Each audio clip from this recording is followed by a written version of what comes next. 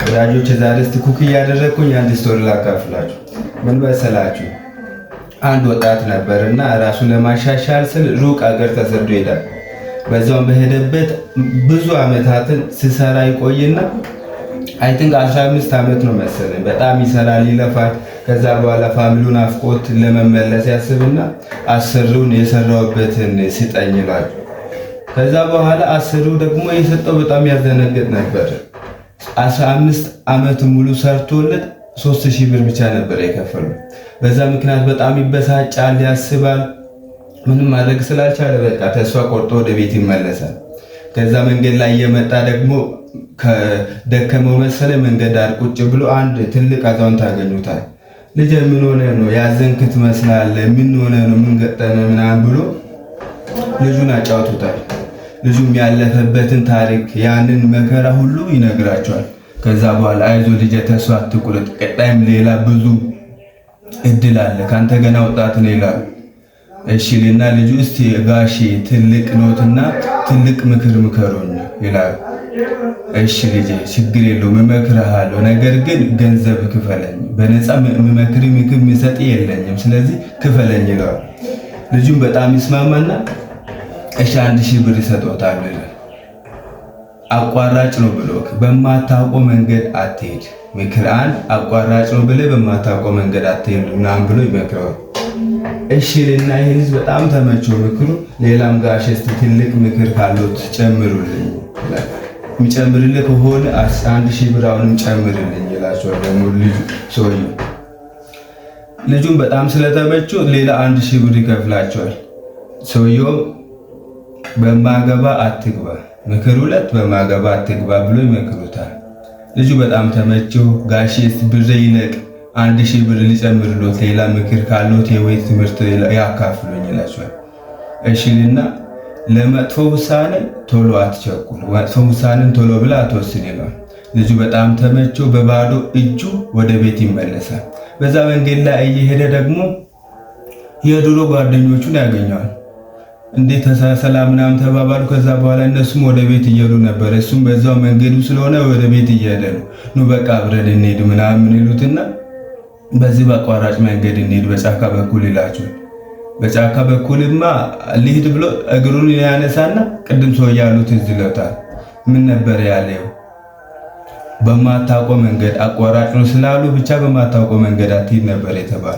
ያ 6 ትዝ ስለው በቃ ነው በማውቀው መንገድ ልሄድ እናንተ ሄዱ ይላልና ይሸኛቸዋል። እነሱ በጫካ በኩል በአቋራጭ ሄዱ፣ እሱ ደግሞ በሚያውቀው በድሮ መንገድ ሄደ ማለት ነው።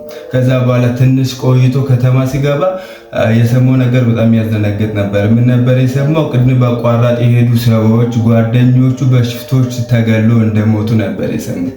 ከዛ በኋላ ደግሞ ይመሽበትና ያቺ ትንሽዬ ከተማ ላይ ያድራል። የሚያሳድሩን ሰው ምናምን ሲፈልግ አይሁን ጓድ ልጆች አግኝቶት እዛ ሰውዬ ጋር ሄድና ያሳድርካል፣ በጣም መልካም ሰው ነው ምናምን ብሎ ይጠቁሙታል። እሺልና ያን ሰው ያናግሯል። በጣም ሀብታም ይመስላል፣ ቤቱ በጣም ያማረ ነው። ከዛ በኋላ ጋሽ እንደዚህ የርኩኝ መሽቶብኝ ነው እና ማደር ፈልጋለሁ ታሳድረኛለህ ምናምን ይለው። ችግር የለውም ልጄ ግባና ይደር ይለዋል። ከዛ አደረ። ማታ ምግብ ቀረበለት።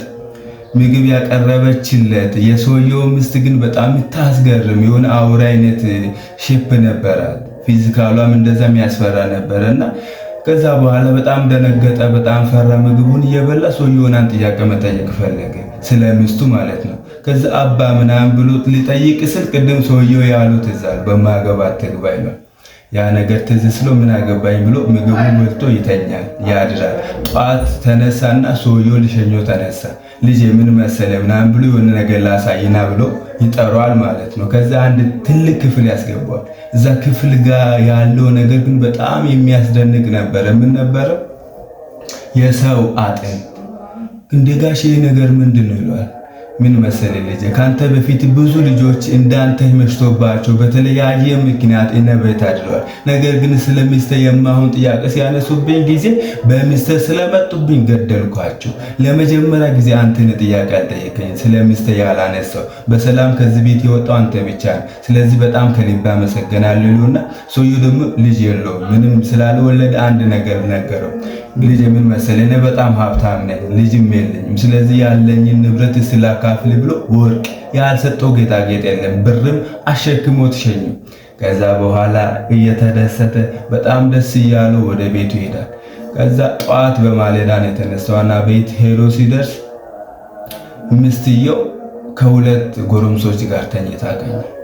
በጣም ነበር ተናደዱ። እንዴት ይሄን ሁላ አስራ ምናምን ዓመት ሰው ሀገር ተሰድጄ ሄጄ እሷ እንዴት በታማኝነት አልጠበቀችኝም ብሎ ተናደደና ትልቅ ድንጋይ አንስቶ ከውጪ ልፈነክት ስል ቅድም ሰው ያለው ተዛር ለመጥፎ ውሳኔ አትቸኩል፣ ከዛሽ ልጠብቅ ብሎ ከውጪ ደጅ ላይ ቁጭ ብሎ እስኪ ነጋ ድረስ ጠበቁ። በሌሊት ነበር የደረሰውና እነሱ እስኪነቁ ጠበቀ። ከዛ በኋላ ሲጠይቅ ተነሳችና በደስታ ተቀበለችው፣ ቃወጠች። ከዛ በኋላ ስለ ጎረምሶቹ ሲጠይቅ ለካ ያን የወለዳቸው ህፃናት የነበሩ ልጆች አድጎ ትልቅ ሆኑ እና ከዚህ ህይወት ምን ተማራችሁ? አየም ቸኩሎ ስላልወሰነ ለመጥፎ ውሳኔ ስላልቸኮለ ምን አተረፈ? እና ሌላቸው የፈለኩት ከዚህ ከሶስቱም ህይወት ከሶስቱም ምክር ብዙ ነገር መማር እንችላለን። ሶስቱም ተግቡ ለማለት ያክል ነው። ታንኪዩ